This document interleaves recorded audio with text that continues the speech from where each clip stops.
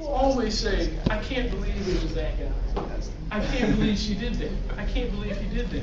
How I can't believe it. Why? Because they seemed happy. They were doing the things that you expect happy people to do. So you thought they were happy. Suddenly they weren't happy. They were pissed enough to kill. They were sad enough to die. And it's shocking. When people don't plagiarize in the ways we expect in life, we're completely fucked up about it, really.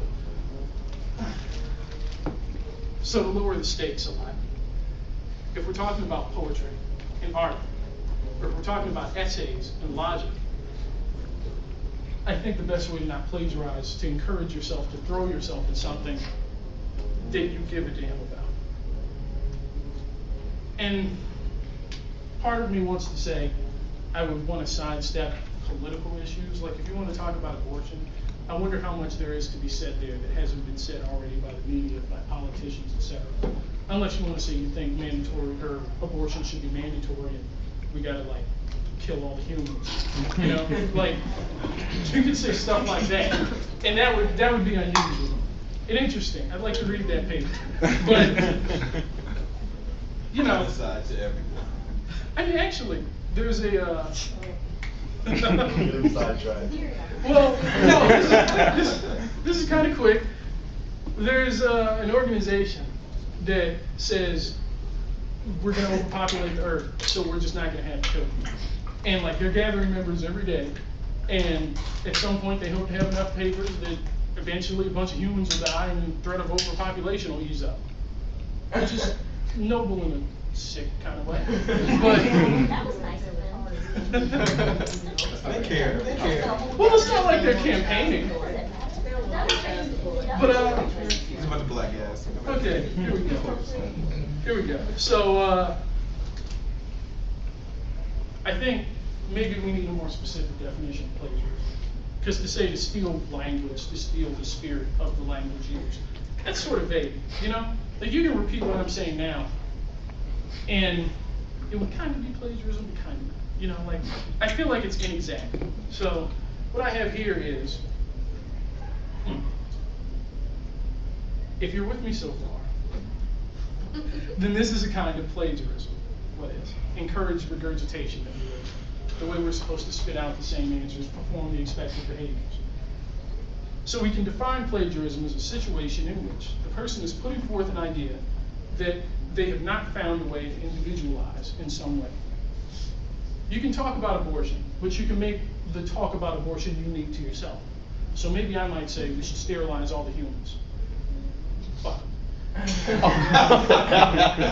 And I could say that, and then I'd say that solves the abortion problem. Nobody would have an abortion. Or you could say, I don't know, I'm a Christian, devout Christian.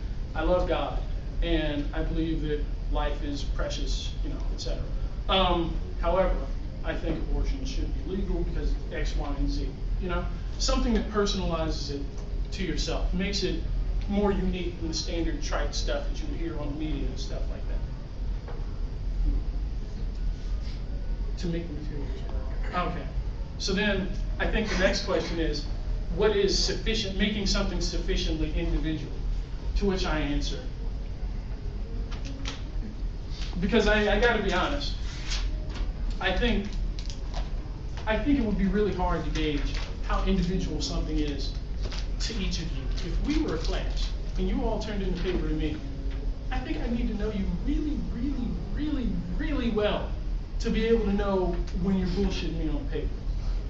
I mean, if you're just spitting out ideas that somebody else gave you, if you're a good enough writer, you can probably get away with it. Not to say that you should do it, but it's possible, you know? I mean, I'm not psychic. I can't read your mind and soul and be like, you don't believe this, you just wrote that down, you know?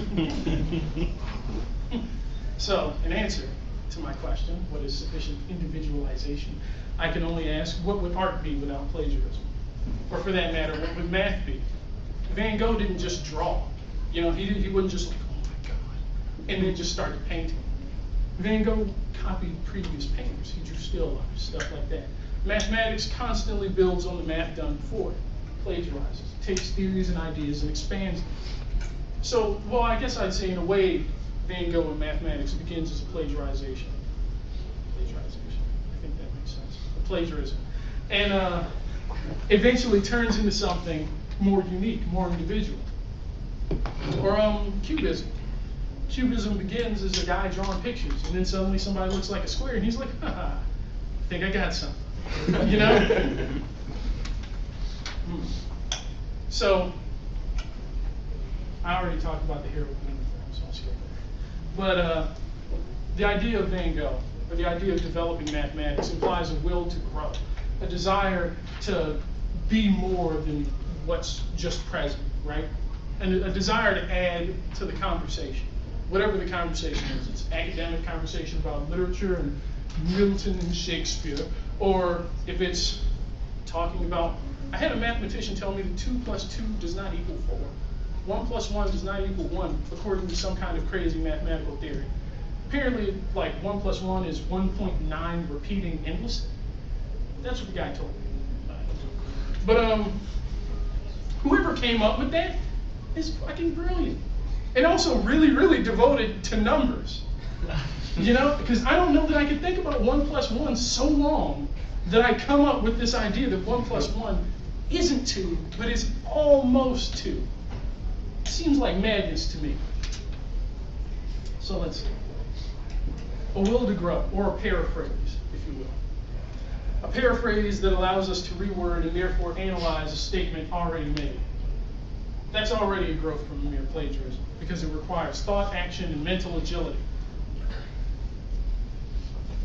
The deeper we go into, I say, aesthetic executions like poetry or art, or logical exercises like essay and arguments, the more acrobatics we have to do to paraphrase something properly. The more you want to grow, the harder you have to work. The harder you work, the more you grow. Eventually, plagiarism becomes a non-issue, because you have your own perspective, you have your own viewpoints, you have your own aesthetic, your own art that you want to make, your own logical points that you want to make. And pretty soon you're just off to the motherfucking races, and you just don't have to worry about it so much. Not to be so vulgar, but I'm trying to say this in a way that doesn't sound so highfalutin. Let's see, what else is here? Academic integrity. Academic integrity is important. Gotcha. All right.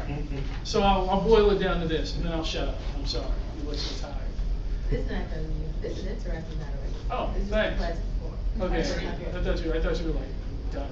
You were like, oh man, I was like, damn, I'll shut up. So we have 3 issues in plagiarism, I think. Each one rooted in a kind of academic integrity. More importantly, way more importantly to me, because academic integrity is nice, but personal integrity is what you're going to die with. The integrity of the notion that you're putting forward, or how much is this idea rooted in my own perspective? How much of this idea is mine? The integrity of the statement, how much of this is my own words and my own logic? And the integrity of the product, have I made this thing mine? I can write sonnets all day. I can write Elizabethan sonnets. Hooray, they're beautiful. End in a nice little couplet that I stole from Alexander Pope. It's delightful. But is it my poem? Is it my sonnet? You know, am I talking about something unique that Shakespeare didn't already beat to death? You know what I mean? Or I can write endless novels of fantasy, humongous tomes that you can knock a motherfucker unconscious with. And like, that's wonderful, but is it just Tolkien again? You know? If I set out to do something, is there a way in which I can make it mine enough that it'll stand out and be unique? Make points that either haven't been made yet, or refine points that have been made in a unique way. I think to avoid plagiarism, all you gotta do is be yourself. And then you don't have to worry about all this stuff about you're gonna get kicked out of school and driven off with pitchforks and torches and a stake driven through your heart at midnight. Yeah, you know what? I mean, plagiarism is bad, but at the same time, plagiarism is how we live. And like I said, I think we live as humans, we're always in a situation where we're encouraged to regurgitate stuff that we previously learned. And breaking out of that is really, really hard. But that's your job as students. That's why you're here, to learn how to think, you know?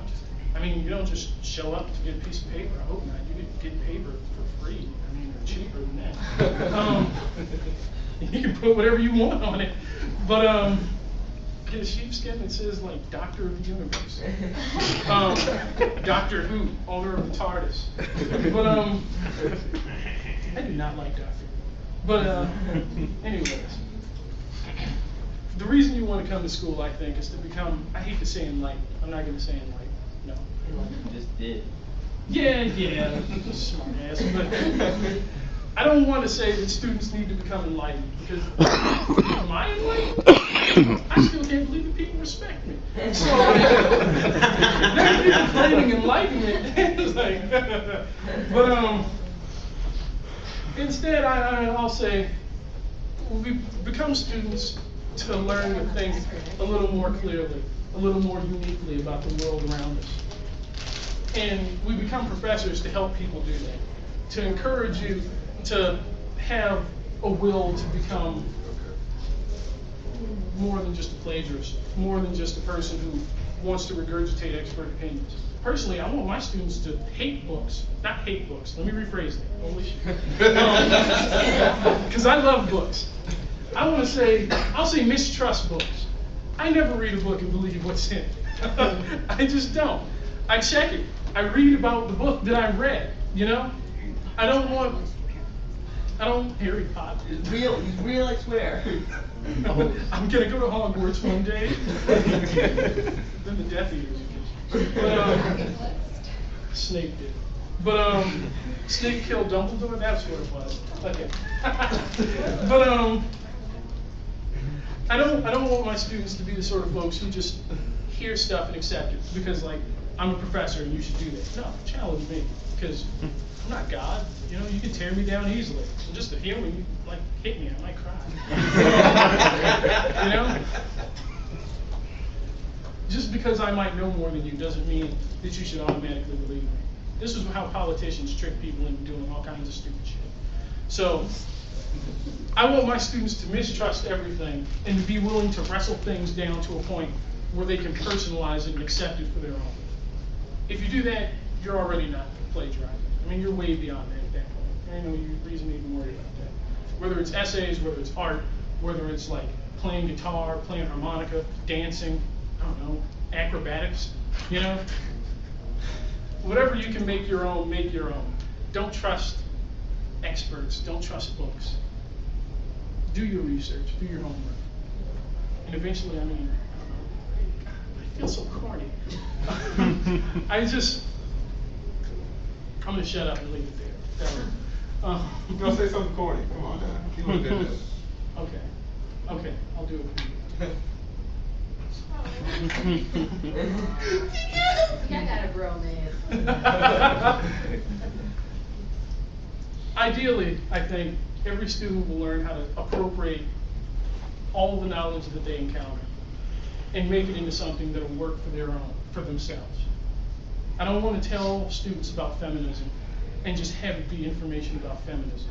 I want students to know how it affects their lives, what it means in the real world every day, and how they can apply it or not apply it as they see fit. You should take ownership of knowledge that you have. Because if you don't take ownership of it, you just plagiarize shit and you don't really learn that much. You just retain information. But when you take ownership of it, wrestle with it, fight it, beat it down, and make it yours, which is really horrific of me to say. But I'm a pacifist. But when you wrestle stuff down and make it your own, then you've really learned it. You've really gotten it. And like I said, at that point, you're way beyond plagiarism. At that point, you're becoming something much greater. And I mean, that's the goal of education, ain't it? So there, that's it. I'm shutting up.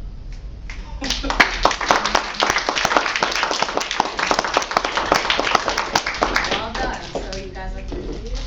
Thank you so much for coming. Thank you so much. Love it.